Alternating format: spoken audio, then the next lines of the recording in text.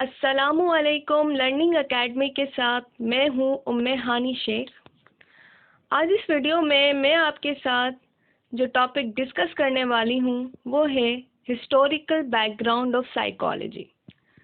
Psychology की history में मैं जो आज टॉपिक्स आपसे डिस्कस करूँगी उनमें सबसे पहले है एंशिएंट टाइम पीरियड। हम देखेंगे साइकोलॉजी का एंशिएंट टाइम पीरियड क्या था।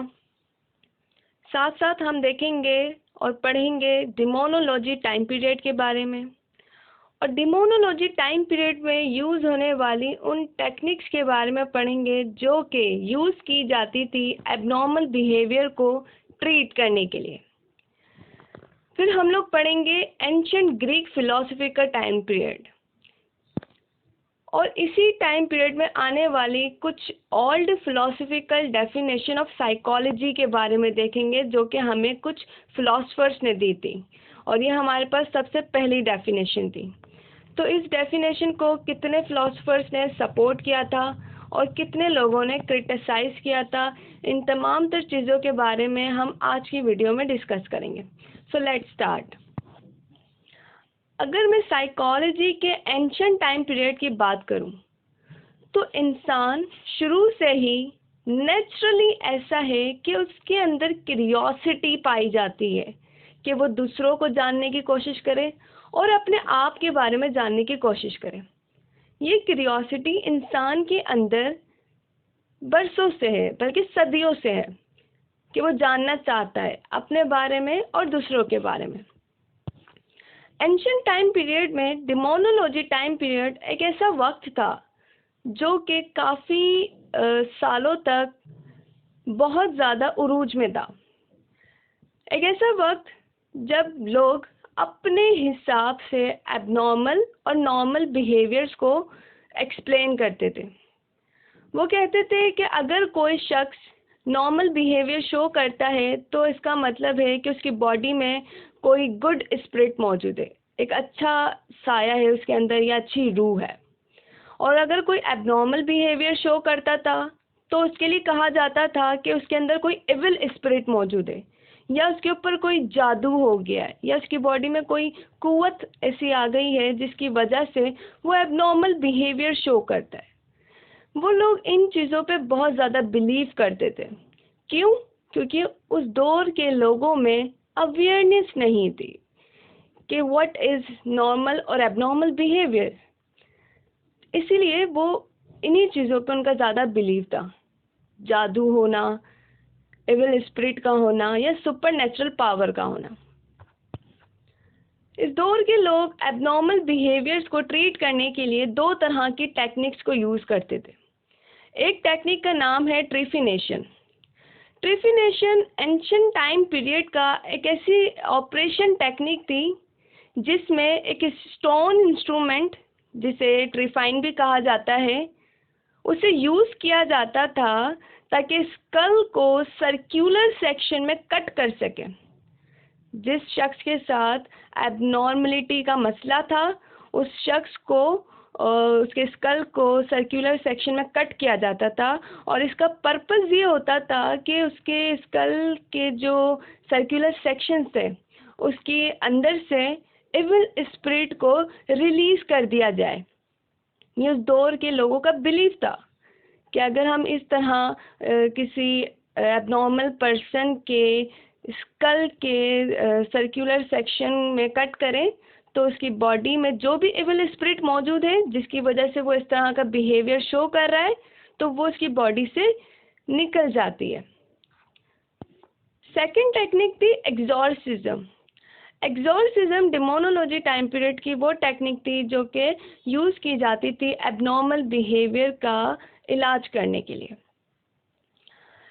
यह आपको ज़्यादा अच्छा इस तरह समझ आएगा अगर मैं आपको आज के दौर की एग्जांपल दूं कि आज भी हमारे इर्द गिर्द ऐसे लोग मौजूद हैं जो कि बाबाओं पर या दम दुरूद पर यकीन करते हैं, जो कि समझते हैं कि किसी पे जादू हो गया है या उसकी बॉडी में इविल स्पिरिट मौजूद है या कोई शैतानी साया है, तो वो उन्हें बाबाओं के पास ले जाते हैं जो कि उनका रिलीजियस बेस्ड इलाज करते हैं, ट्रीटमेंट करते हैं, ताकि उनकी बॉडी जो है इविल स्पिरिट जो है उनकी बॉडी को छोड़ दे, और फिर वो एबनॉर्मल से नॉर्मल हो जाए।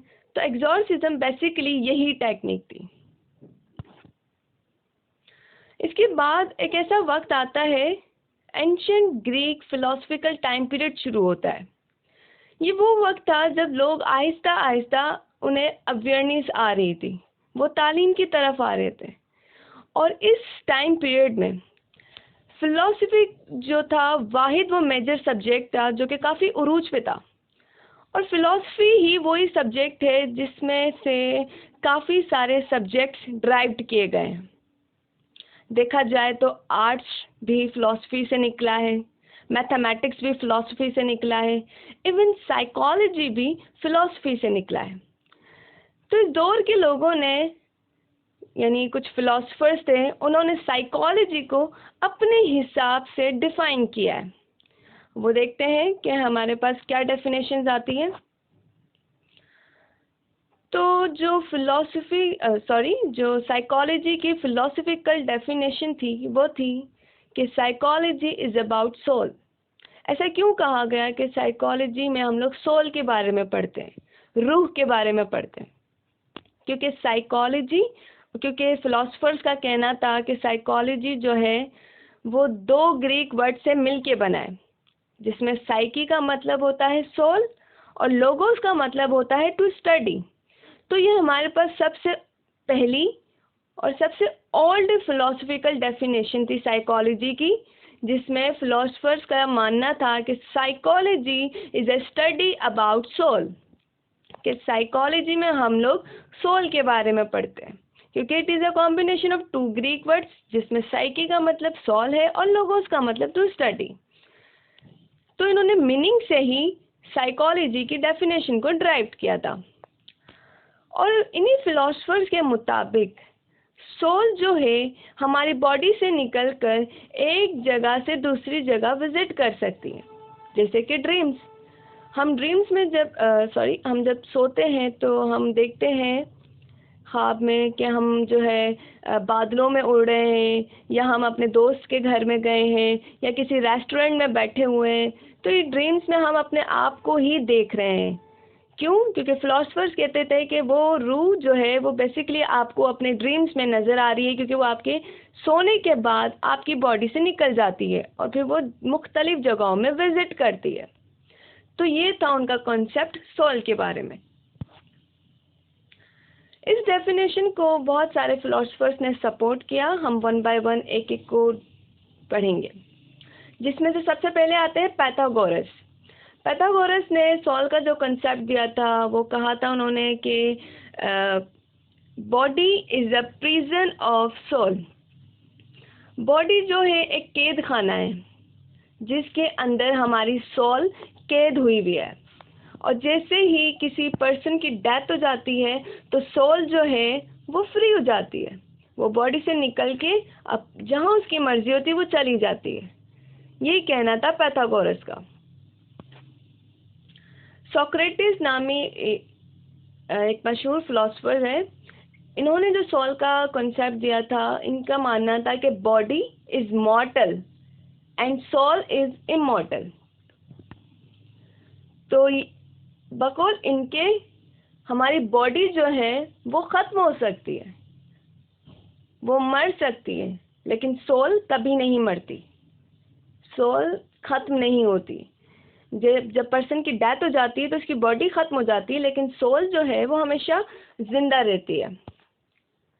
प्लेटो ने इस डेफिनेशन को सपोर्ट करते हुए कहा था, जो सोल का कॉन्सेप्ट दिया था वो था कि इनके मुताबिक सोल और बॉडी दो सेपरेट सिस्टम है, लेकिन दोनों एक्टिव रहते हैं और एक साथ कोऑर्डिनेटिंग वे में फंक्शन परफॉर्म करते हैं टिल द लास्ट ब्रीथ।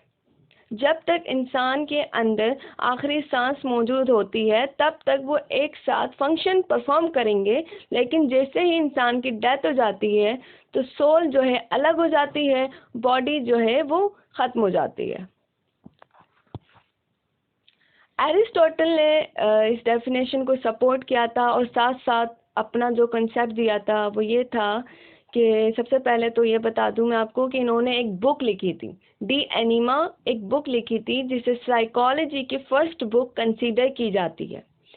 इन्होंने कहा था कि सोल जो है एक लिविंग प्रॉपर्टी है जो कि सिर्फ लिविंग ऑर्गेनिजम्स में पाई जाती है, यानी उन ऑर्गेनिजम्स में पाई जाती है जिनके अंदर लाइफ एग्जिस्ट करती है। और इन्होंने सोल को लाइफ का बेसिक प्रिंसिपल करार दिया, क्योंकि इन्होंने कहा कि life is nothing without soul. Soul के बगैर जिंदगी कुछ नहीं है। अगर एक बॉडी में सोल है तो उस बॉडी के अंदर लाइफ एग्जिस्ट करती है। That's why soul is a basic principle of life. ये कहना था एरिस्टोटल फिलोसोफर का। जब ये डेफिनेशन आई और इसको इतनी सपोर्ट मिली, लेकिन साथ साथ बहुत बड़ी मेजॉरिटी ऐसी भी थी हमारे पास जिन्होंने इस डेफिनेशन को रिजेक्ट किया। वो इसे एक्सेप्ट कर ही नहीं पा रहे थे। क्यों? इसकी कुछ वजूहात थी।